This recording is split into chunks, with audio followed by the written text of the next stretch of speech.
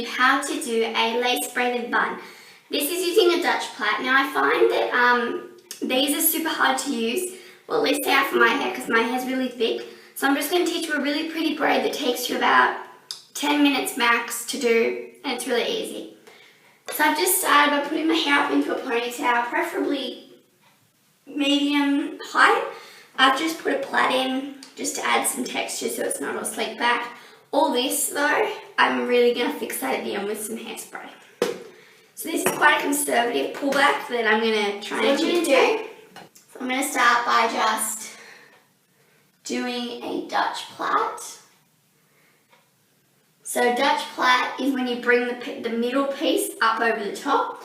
So it's like a reverse plait, an inverse plait, some people call it too.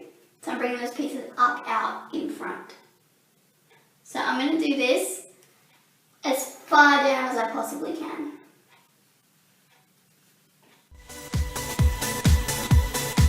Bottom, till my layers start popping out. Then I'm going to grab a little band and just tie that. Now as you can see, I've done it quite tight. That's just going to help me with the look in the end. Now basically what I'm going to achieve here today is I'm going to twist it to my right, and I'm basically going to create a bun looking like that.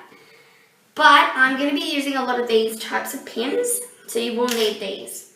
So what you're going to do is you're going to curve, let me just move this a little bit. Hopefully you can see what I'm doing. You're going to start curving it around to your right, or whichever way is most comfortable. And you're just going to instantly start pinning with these hairpins.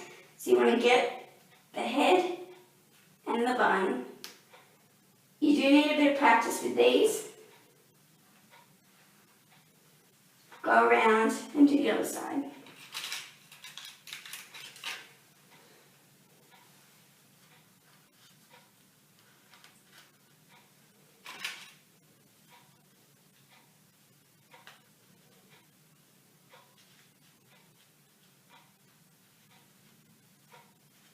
But I don't want them sticking out either. So just try and feel around and make sure they don't stick out. And with this tail bit, I'm just going to grab a bobby pin, quite a strong bobby pin, and I'm going to bobby pin that tail end down. And I've got a basic hold for that.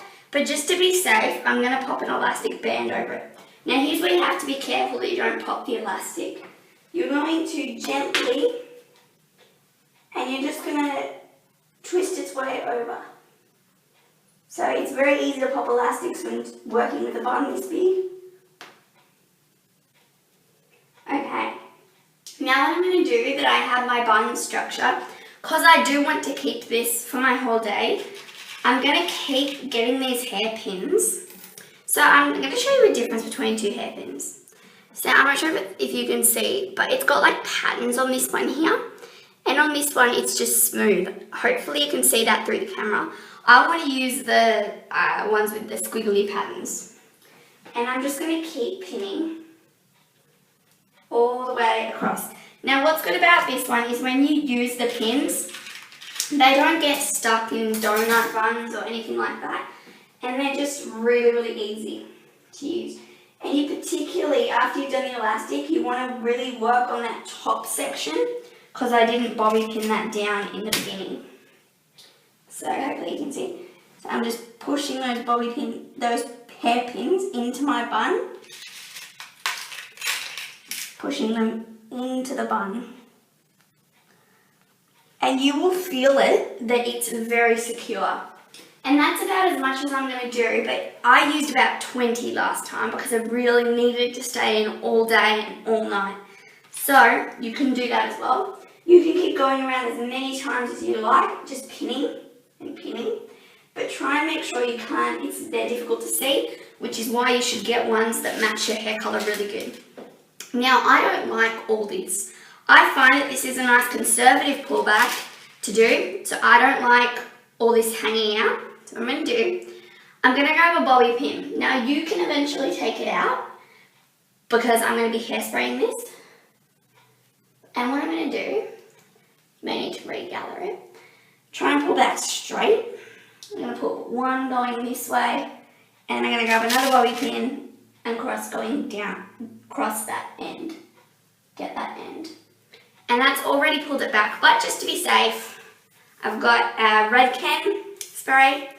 This is more used for heat spray, sort of, so it works with more heating irons and stuff, but I'm going to use it anyways.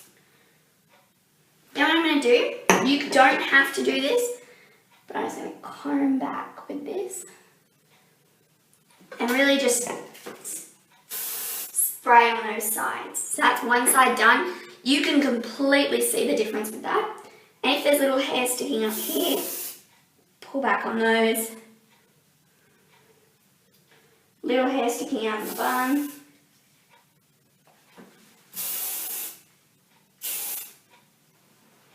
And that's going to keep it nice and sturdy. And I'm just going to do this other side as well. Your hands will get a bit sticky, it doesn't really matter. So I'm going to grab all these bits here.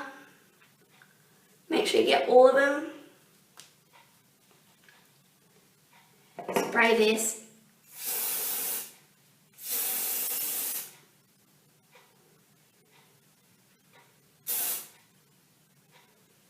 Gorgeous, that's the sides pulled back, done. This under here, you don't have to spray that, but just for the sake of it today, I'm going to spray it. So I can grab another bobby pin. I might not have any left, that's a bit sad. If you, oh yes I do, I've got one. It's a very big one, but I've got one. Try and use preferably smaller ones, so you don't end up with my situation. Then just tip your head.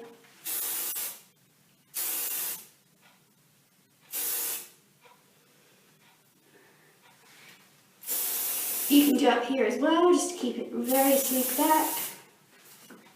So as you can see, I use a lot of hairspray when I have to, and you can just comb back nicely on these bits. And just keep adding bobby pins if you think you need more. Bobby pins, these are for bun pins. I like to call them bun pins just because I use them for buns. But it's really important that you have bun pins and you have bobby pins, especially when you're like me and you do like a different hairstyle every day, especially on the weekend. And this is a really good one because it's pretty, but it's up. So there's the final look. I hope you have enjoyed this hair tutorial. Buns are a bit in season, that's why I thought I should do a bun. So hopefully you've enjoyed, and I'll see you next time. Bye!